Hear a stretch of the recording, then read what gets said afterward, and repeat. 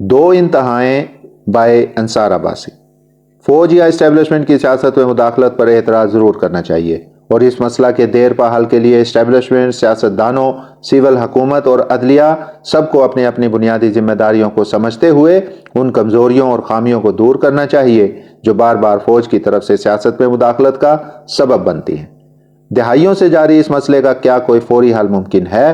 اس سوال پر بھی بحث ہونی چاہیے، لیکن ایک طرف یہ سمجھنا اگر غلط ہے کہ سیاستدان تو سب کے سب چور ہی ہوتے ہیں اور کوئی بھی پاکستان کے ساتھ مخلص نہیں، تو دوسری طرف فوج کو اسٹیبلشمنٹ کی سیاست میں مداخلت کی وجہ سے اپنا دشمن سمجھنا دراصل اس کی اس اہمیت سے انکار کے مترادف ہے جس کا تعلق پاکستان کے دفاع اور اندرونی سیکیورٹی معاملات سے ہے۔ یہ ایسا رویہ ہے جو پاکستان کی سالمیت کے لیے بہت خطرناک ہو سکتا ہے۔ فوجی اسٹیبلشمنٹ اور سول حکومت اور سیاستدان کی اس تاریخی لڑائی میں پاکستان کی عدلیہ کا بہت گھناؤنا کردار رہا۔ اگر پاکستان کی عدلیہ ٹھیک ہوتی تو نہ یہاں مارشل لا لگتے، نہ سیاسی مداخلت ہوتی، اور نہ ہی سیاستدان اور سول حکومتیں میرٹ کا قتل کرتی، نہ یہاں سفارش اور اقربا پروری کا راج ہوتا، اور نہ ہی غلط طرز حکمرانی کا رواج ہوتا۔ پاکستان کی عدلیہ کچھ درست کرنے کی بجائے اس سول ملٹری لڑائی میں ایک سہولت کار کا کردار ادا کرتی ہے۔ عمران خان کی حکومت کے خاتمہ اور تحریک انصاف کی فوج مخالف بیانیہ کے بعد عدلیہ فوجی اسٹیبلشمنٹ کی سہولت کاری کی بجائے اس کے خلاف جاتی ہوئی نظر آئی۔ کچھ لوگوں کی رائے میں ججوں کا ایک طبقہ تو وہ تھا جو خان کی محبت میں کسی بھی حد تک جانے کے لیے تیار تھا، جبکہ ایک طبقہ وہ تھا جو اپنے آپ کو اینٹی اسٹیبلشمنٹ ثابت کرنے کے لیے فوج کو گالیاں دینے والوں کو بھی رعایتیں دے رہا تھا۔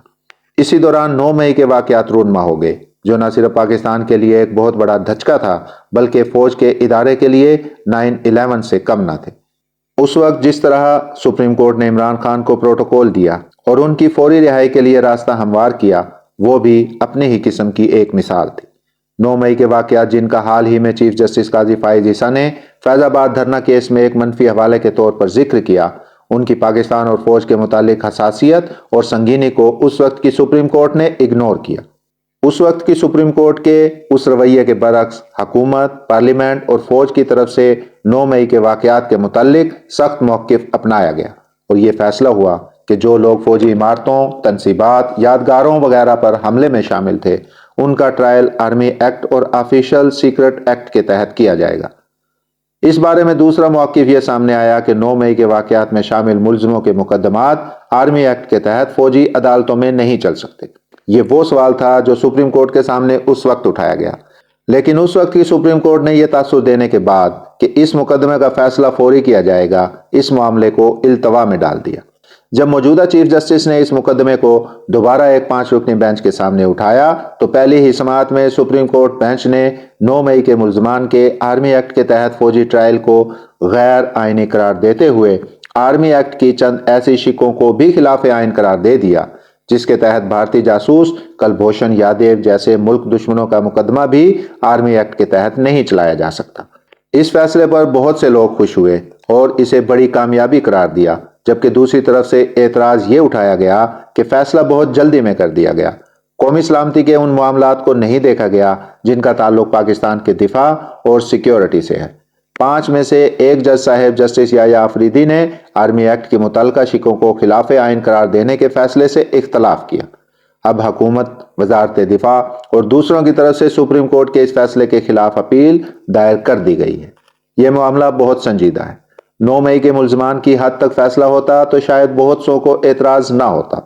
لیکن آرمی ایکٹ کے ایسے حصوں کو بھی خلاف آئین قرار دینے سے غیر ملکی جاسوسوں، فوجی اور حساس ترین تنصیبات پر حملہ کرنے والے غیر ملکی دہشت گردوں تک کے خلاف بھی آرمی ایکٹ کے تحت مقدمہ نہیں درج ہو سکتا۔